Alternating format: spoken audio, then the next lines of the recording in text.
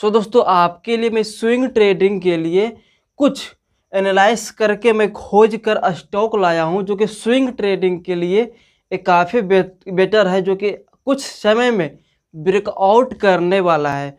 तो इसको अपने हिसाब से एनालाइज आप भी कर लीजिएगा, क्योंकि मेरे हिसाब से एनालाइज किया हुआ है। तो सबसे पहले यहाँ पे DLF, जो कि आपको यहाँ पे बगल में मैं चार्ट भी लगा दूंगा बिग कैंडल के लिए। DLF आप देखिएगा, इसमें काफ़ी अच्छा ब्रेकआउट करेगा।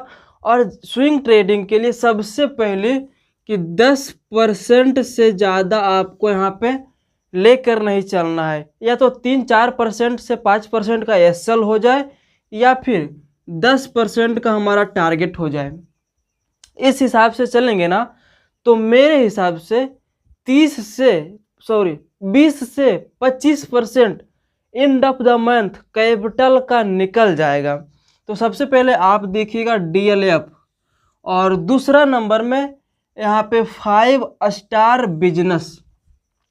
आप सर्च कीजिएगा 5 स्टार बिजनेस को, इसमें भी बिग कैंडल, क्योंकि मैं बिग कैंडल को ज़्यादा यहाँ पे स्विंग के लिए मैं देखता हूँ, और इंट्रा डे के लिए 5 डे कैंडल देखकर वहाँ पे सपोर्ट रेजिस्टेंस निकालता हूँ, लेकिन थोड़ा सा टाइम के लिए निकालना है तो यहाँ पे बिग कैंडल को देखना ज़रूरी है। एनालाइज करने के लिए आप डे कैंडल को भी आप एनालाइज कीजिएगा। आपका टेक्निकल एनालाइज आपको सही थोड़ा सा होना चाहिए। थोड़ा सा टेक्निकल एनालाइज अगर नहीं जानते हैं, थोड़ा सा सीख लीजिए, क्योंकि फ्यूचर ऑप्शन में पैसा गंवाने से बेहतर है कि क्यों ना मंथ के 10% से 20% ही बनाकर अपने कैपिटल को बढ़ाया जाए धीरे धीरे।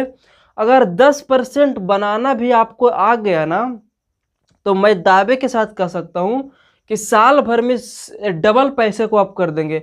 उस तरीके से अगर आप 1 लाख रुपए से स्टार्ट किए, साल भर में 2 लाख हो गया, तो अगला सर 4 लाख रुपए बनाने की क्षमता रखेंगे। उसके बाद 8 लाख, उसके बाद 16 लाख, उसके बाद 32 लाख, उसके बाद 64 लाख। समझ रहे कहाँ जाएगा वो नंबर आने वाले 10 सालों में। इसीलिए क्यों फ्यूचर ऑप्शन के पीछे भागना है, 10% के पीछे भागो यार, बहुत बड़ा अमाउंट बनकर आएगा। तो 5 स्टार बिजनेस को आप देखिएगा, इसको भी SL आपको 5% रखना है, और आपको टारगेट इसमें आपको 10% रखना है। सारे का मैं इसी तरीके से मैं लेकर चलता हूँ कि 5% का SL कर दे, या फिर मेरा 10% का एटलीस्ट टारगेट कर दे। इसी तरीके से मैं अपने लेकर चलता हूँ। तीसरे नंबर पे आता है महिंद्रा फाइनेंस। महिंद्रा फाइनेंस भी काफ़ी अच्छा है, वो भी ब्रेकआउट करने वाला है बिग कैंडल पे।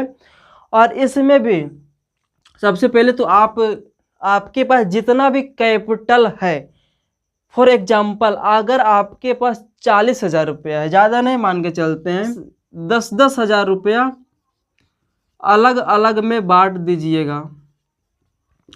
एक स्टॉक में नहीं रखना है। एक स्टॉक में रखने के बाद क्या होगा कि एक में लूज होगा तो फिर आपका पूरे कैपिटल से लूज होगा, लेकिन प्रॉफिट होगा तो भी पूरा कैपिटल से प्रॉफिट होगा। लेकिन अगर बटा हुआ रहेगा अलग अलग शेयर्स में, तो काफ़ी बेटर रहेगा कि किसी में लॉस अगर हो रहा है, किसी का SL हुआ, तो किसी ने जाकर कहीं जाकर कवरअप कर दिया, और कहीं 2 को कवरअप कर दिया, 2 को SL ही हो गया, तो चलो ठीक है, कोई बात नहीं है, ब्रेक इवन पे रहेंगे, लेकिन लॉसेस नहीं रहेंगे। और अगला बार टारगेट कर दिया अगला बिग, तो समझो कि प्रॉफिट हो गया, 10% का निकल गया। तो अगर 40,000 रुपये तो 10-10 हज़ार रुपये सब अलग अलग स्टॉक में बांट देना है।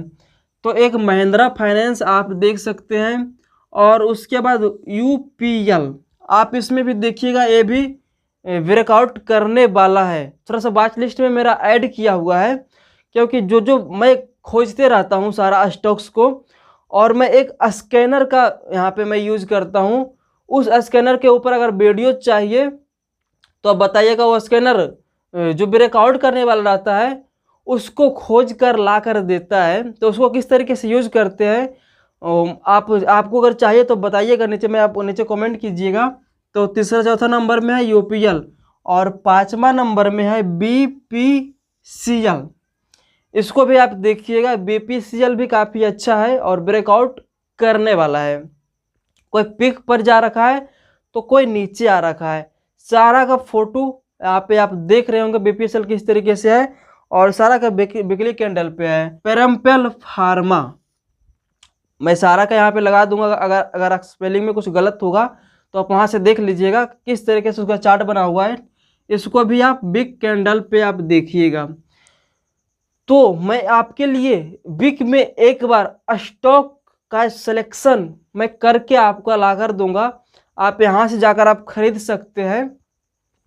और देखिए अपने रिस्क मैनेजमेंट के ऊपर ही आप खरीदिएगा, ना कि आप किसी से कर्जे लेकर आप खरीद लीजिएगा, क्योंकि शेयर मार्केट है, कुछ भी हो सकता है। इसलिए अपने स्टॉप लॉस के साथ ही खेलिए, ज़्यादा लॉसेस अपने लिमिट भर ही लॉसेस लीजिए, अपने लिमिट भर ही शेयर्स में पैसा लगाइए, ना कि आप क्षमता से ज़्यादा लगाइए। फ्यूचर ऑप्शन में क्यों माथा ख़राब करना है। अगर फ्यूचर ऑप्शन बाइंग करते हैं तो भी बेकार है।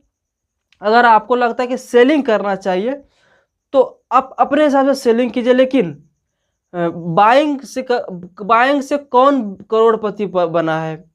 कुछ दिन पहले की डाटा है कि 93% लॉसेस में है, तो 5% 7% जब प्रॉफिट में है तो प्रॉफिट में करने के लिए बहुत घिसना पड़ेगा और बहुत पैसे डूबेगा भी।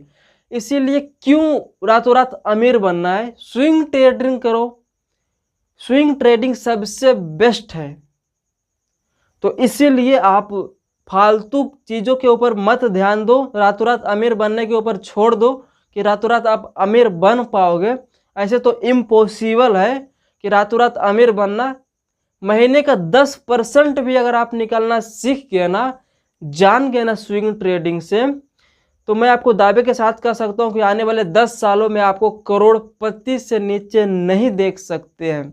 इसलिए आज से अभी से स्टार्ट करो, उठो जागो और स्विंग ट्रेडिंग की तरफ भागो, ना कि ऑप्शन ट्रेडिंग के पीछे भागो। आई होप कि आपको चीज़ें समझ में आई होगी और इन सारे स्टॉक्स को आप एक बार देखिएगा, आपको काफ़ी अच्छा एनालाइज करके मैं दिया हूँ। आप इसके ऊपर रिसर्च कीजिएगा अपने हिसाब से भी, और उसके बाद आप ट्रेड को प्लान कीजिएगा। तो गाइज फिर मिलते हैं किसी नेक्स्ट वीडियो में, तब तक के लिए जय हिंद, बाय बाय।